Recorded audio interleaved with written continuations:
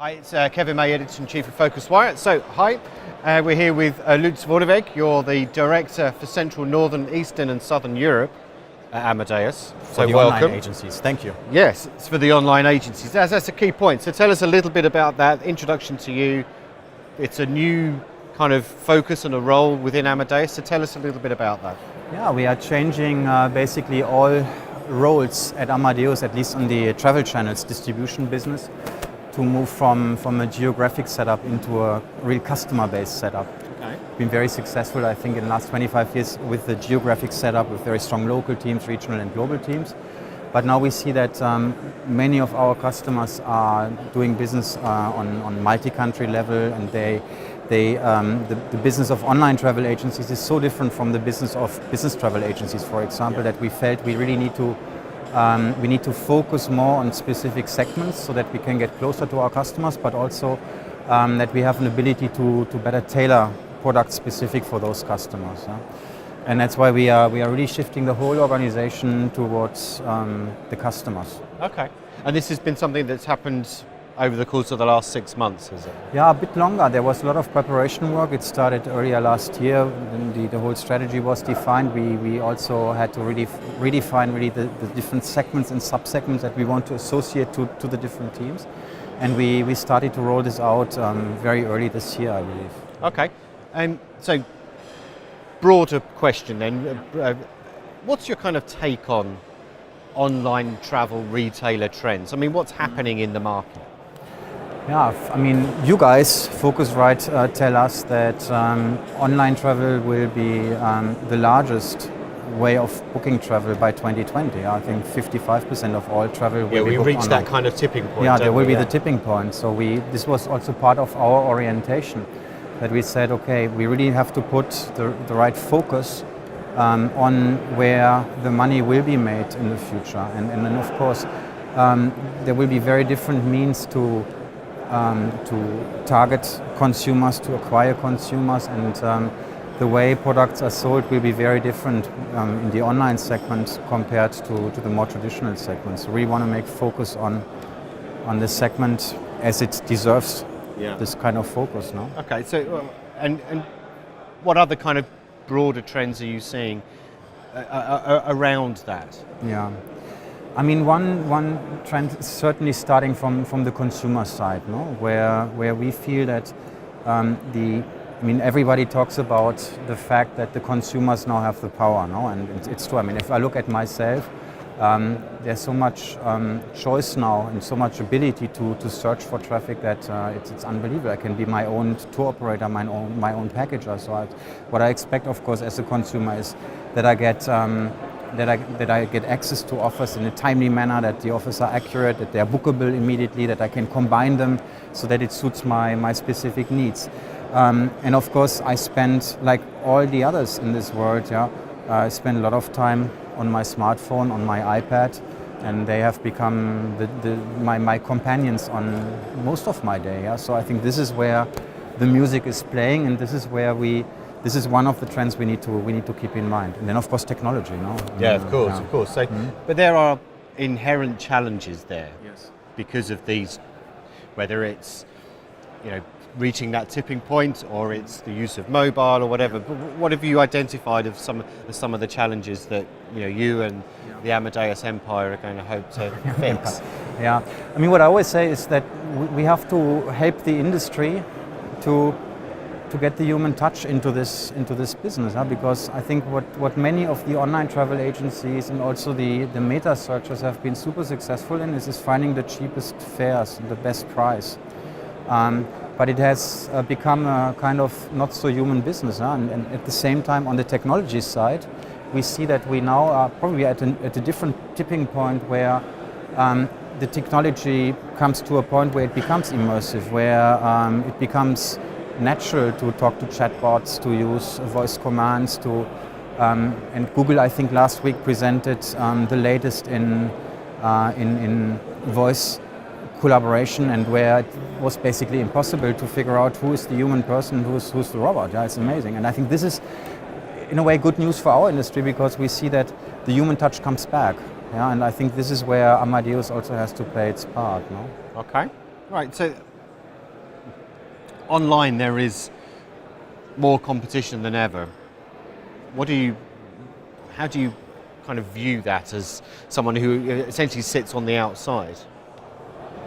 You could say on one side it's more competition than ever. On the other side, we also see a lot of consolidation. No? Yeah, so it creates less competition, at least in the area of let's call it air distribution. Yeah? And so what we see is that many agencies consolidate in order to have a better bargaining power, to have more volume, so that they can negotiate better with the suppliers, with the GDSs, which is of course one way of being successful. But on the other side, we also see that more competition will certainly create more innovation. And I think the online travel agencies probably need to think in two ways. Either how can they differentiate by product, because only reselling the cheapest fare will probably result in more hostility from the airline side. So how can you differentiate in the product? And we are not only thinking but really working and investing in multimodality, combining air and rail, for example, dynamic packaging, combining flight and hotel, and virtual interlining, combining flights that are not combined by the airlines. Yeah? So these are all ways to help our customers to find growth through innovation on one side. On the other side, I think there's a lot to do how we can help online travel agencies to gain access to consumers and or to reduce the actual traffic acquisition cost, because so much money goes to Google, so much money goes to the meta searches now. Indeed. I mean, how do they reduce that customer acquisition cost? I mean, some of them become meta search agencies themselves, yeah? And that's probably one way of doing it. And I think they will get a lot of inspiration here as well on how to invest into voice, how to invest into new means to get access to consumers. I was talking to one colleague and said that many of my customers don't have significant access to consumers. Although I'm talking to online travel agencies exclusively now, but many of them don't. I mean, they are like a B2B. They have become B2B companies because they're so dependent on Google, so dependent on metas. And so I think we also have to find ways to help them gain direct access to consumers. Huh? Great. Okay, so there is a sense of this, the supply is so fragmented. How do you kind of... Big time, no? Yeah, so how do you advise people to kind of work within that fragmentation? Okay. Yeah, I mean, we made a clear commitment as a company to build the Amadeus travel platform, which means we want to make sure that we give access to our customers, to our travel agency customers, to all or most of the relevant content. As we see clearly that we are not as complete as we were 5 years ago or 10 years ago. So basically we need to fix something, and we made a clear commitment to doing it. So what on the air distribution side, we are continuing to evolve our GDS offering. We are integrating more and more deeply our low-cost carrier content, and we are investing very heavily in NDC. So we have a dedicated NDC project we call NDCX, and on the air distribution side, we believe that this will provide then the bridge towards full content again.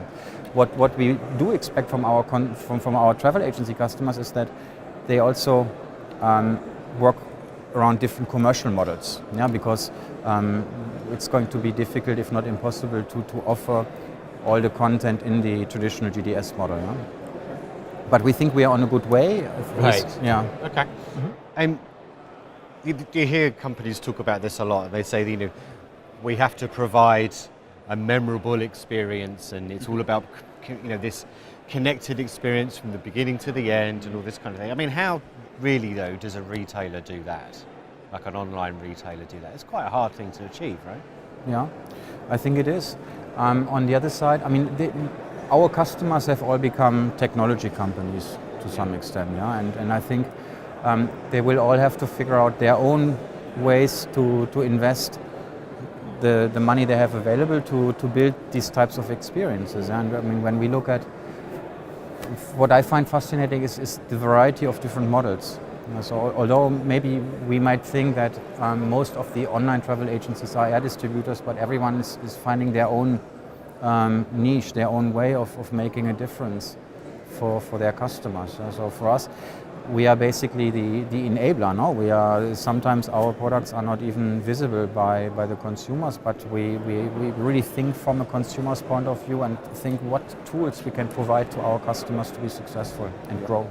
Yeah. Okay. So, if I was an online retailer, an online travel agency, whatever, what would you say when you're talking to them about what should their priorities be? Is it user experience? Is it supply? Is it what? I mean, from our point of view, from an Amadeus point of view, what we are trying to say is, guys, I mean, you don't have to become a little GDS, because I think that's our job. Yeah.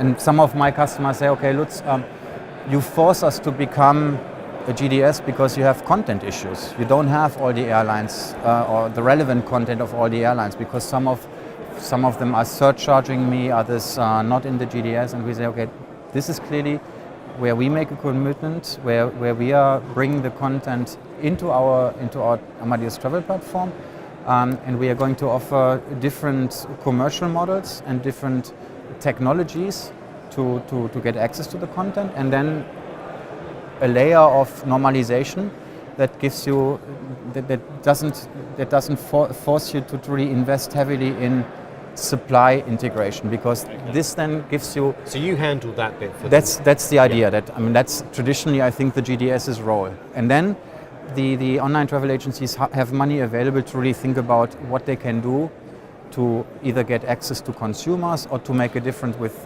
consumers, or to differentiate by their products, so that they can start mixing different content in form of what I said earlier. Multimodality, dynamic packaging, virtual interlining, and so forth. Can you give us some examples of some brands that you've seen doing things that are quite interesting based on that? Oh, sure. I mean, we have, if I think about brands, of course, the obvious ones are Expedia, for example, who do this on a very, very large scale. But virtual interlining, for me, the number one company here in Europe, at least, is Kiwi.com. Yeah, that's using a lot of our technology as an enabler, and then they do their magic on top of our technology, and they specialize in virtual interlining. Yeah, so they also bring a lot of passengers into airlines' aircrafts that wouldn't come if they hadn't extended the offer. Yeah. So for me, that's a very typical example. Yeah, and that's quite a complicated thing to do. It always used to sound like it was a complicated thing to do, but clearly it's not now, and they seem to be doing fairly well with it, Coing. Yeah, I think it's a mix of, it's a mix of partially our technology, our content, our search technology, and then their ingenuity to take certain risks, to invest in appropriate servicing, to build algorithms, to really analyze how you can secure certain connections. And I think it's the magic is in the collaboration. No? Yeah. Okay.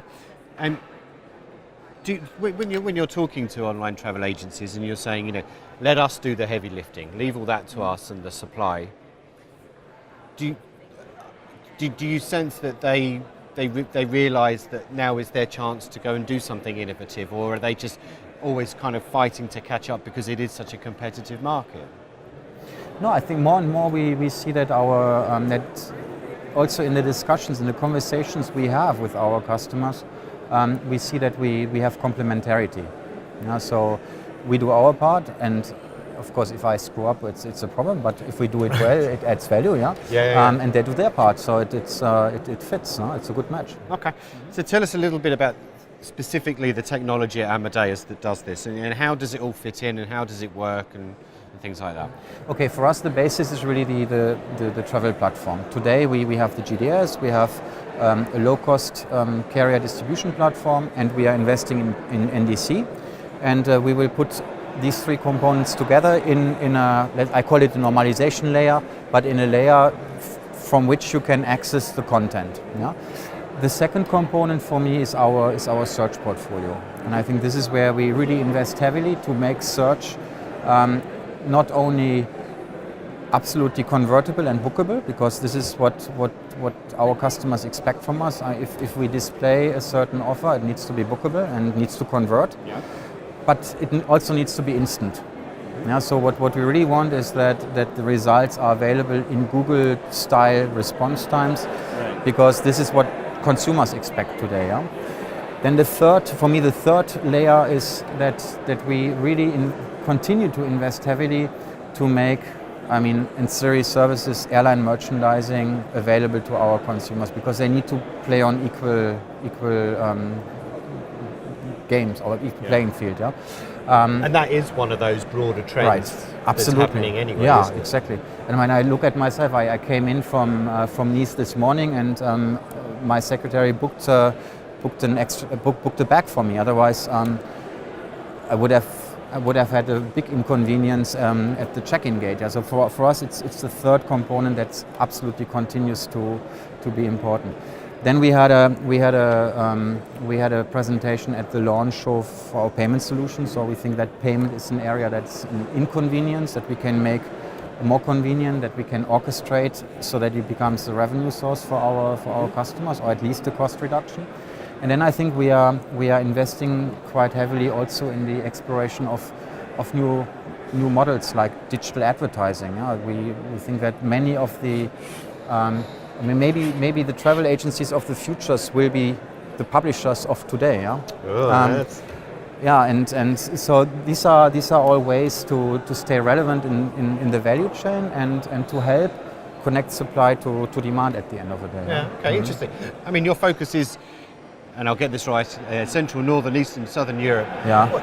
Just thinking outside of those regions, I mean, are there any kind of differences between the trends you see in that region and, say, North America, just from talking to your colleagues? Are there any inherent differences?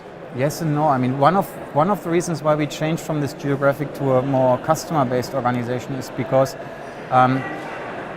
there are not so many differences. It really has become a global market, no? And I mean, when we speak to Expedia, the business is not so different from what European-based companies are doing. And many of companies based in my region, they do business in 14, 15, 60 countries. So we think the world is becoming smaller in this respect, and I think it becomes more and more a game of how you can individually innovate, yeah, as a customer. It's not so much a question of am I here or am I based here or there? No, Right, sure. And we'll finish up, and I'll ask you this. You know, let's say we were lucky enough to be sat here in 2 years' time having a conversation again. What do you think we would be talking about then, in terms of what's been happening in the market and just general trends? We were discussing even this morning. We said in the launch and in the bid presentations, there's hardly any notion of flight distribution. Everything was about non-air, beyond air, hotels, bags, and so forth. Really amazing. I think this will be more and more the trend, that the money will probably be made in distribution outside of air. Yeah? Yeah. What we are saying since a few years as coming from America. And I really believe that the distribution channels will continue to shift tremendously towards social media, towards Meta, towards the mobile world, and if we talk about devices. And I think this is where we have to really shift the investments towards. Okay, right. Lutz Vorneweg, thank you very much for talking Thank you, to us. Kevin. Thank you very much. Thank you.